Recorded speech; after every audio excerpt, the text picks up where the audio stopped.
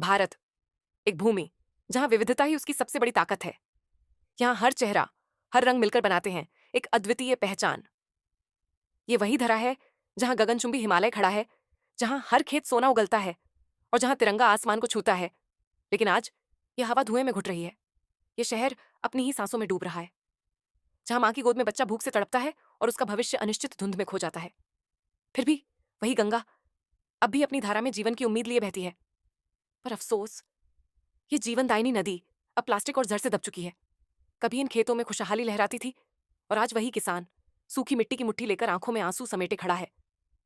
गांव का बुजुर्ग चमचमाते मॉल के सामने खोया हुआ, मानो अपनी ही जमीन पर पराया हो गया हो। और गांव की चौखट पर एकाकीपन की खामोशी गूंज रही है, जहां शिक्षा आज भी केवल खिड़की से झांकता एक अधूरा सपना है। जहां इलाज अमीरों का अधिकार है और गरीबों की किस्मत बस इंतजार। फिर भी आवाजें उठती हैं, उम्मीदें जिंदा हैं। पर न्याय अक्सर बिक जाता है और किसान की आहें सुनाई नहीं देती। और आज भी हमारी बेटियां डर के साए में जीती हैं। युवा डिग्री हाथ में लिए लेकिन रोजगार से वंचित। फिर भी इन्हीं युवाओं के सपनों में भविष्य की तकनीक छिपी है।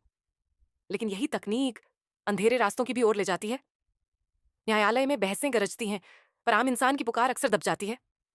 जनता सुनती है, देखती है, पर बदलाव अब भी दूर है। लेकिन उम्मीद तभी जिंदा रहती है जब हम साथ मिलकर बोते हैं भविष्य के बीज।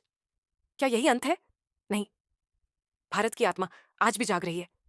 आज समय है सवाल उठाने का, हक मांगने का, सच लिखने का। भारत सिर्फ एक देश नहीं, ये हमारी आत्मा है।